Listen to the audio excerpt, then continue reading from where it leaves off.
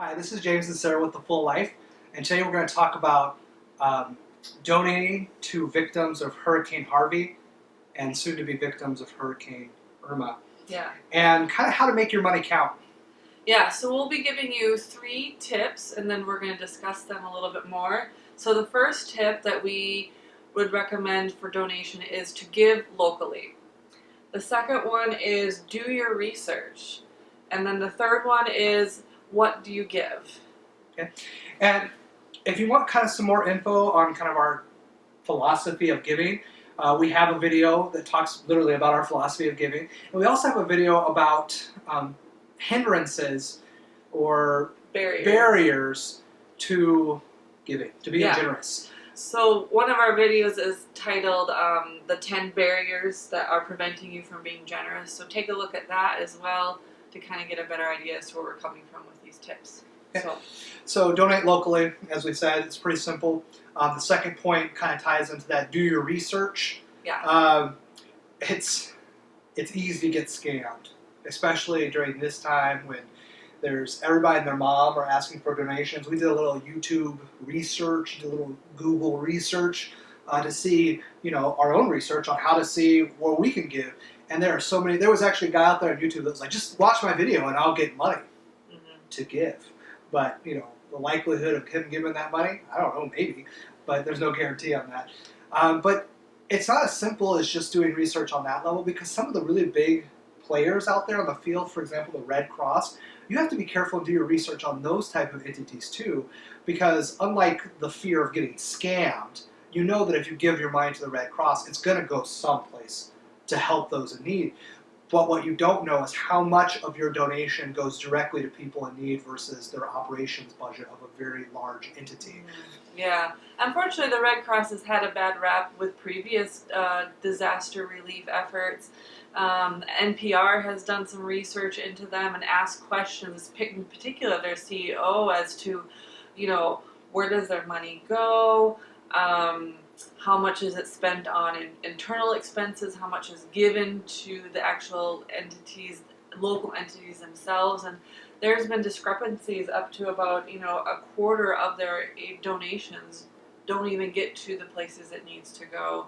So look into the Red Cross, and it is a good organization, but we would just suggest picking a local chapter to give your money to. We also we like pets, we like the protection of animals. So we were looking at all the displacement of animals and pets. And, so sad. And, so one of the things we did our research on was the Humane Society. Yeah. And, we're like, the Humane Society, it's a great place. That's where we got Horace. That's where we got Horace. They do good work. But when we started doing research about, we want to put our dollars directly in the hands of people who are going to take care of animals right now in Texas. And we started doing research in reference to that, and we found out that less than 0.5% are given to hands-on shelters. From the Humane Society. It all goes to other types of things that they are currently doing, like operations and things of that nature. Yeah. So if you want to give to the Humane Society because you want to give to their specific mission and message, by all means do it. But if you're more concerned about getting your monies into the hands of people who are going to take care of animals right now in Texas, you can do a Google search like we did and find several local shelters that are taking donations right now that will be used right now at that location. Yeah, and the nice thing about that is that some of them even listed, like, we're going to use your donations to go and rescue animals, or we're going to use donations to feed the animals we've already rescued. So just encourage you to do your research and to think locally. Other things are like local religious groups or churches, boys and girls clubs, things like that help people, but just to kind of keep it local if you can. And then our last tip is, how much do you give? Is there a certain amount or not? Yeah, that's always kind of the question. And this is in our video as well, kind of our philosophy of giving. If you feel guilty, or somebody's making you feel guilty, or you need to give so much, or you need to do this, you need to do that, if it's guilt-driven, don't give. Yeah. Because it's not generosity, it's guilt. Yeah. But if you've been watching the news and you truly feel impacted and empathetic towards these people, then you give. And you give generously. So that would be the first thing I say, is you give generously.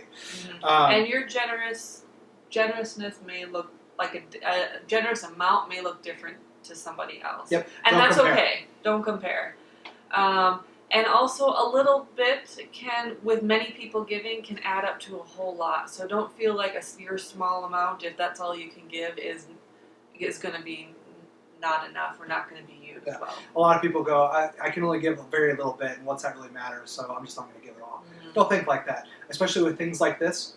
Giving a little is going to add up very quickly because there's a lot of people out there who are going to be giving a little, and there's going to be a lot of people who are going to give a lot in this case. And another thing, when you're doing your research at these local places, some of them will have like matching donations. So someone has already put up a large amount of money and they're wanting matches. So if you give $10, it actually turns into 20 because you had this match. Sometimes that helps kind of double your donation. Yep. Yeah. Most donations are tax deductible, as most people know. Yeah.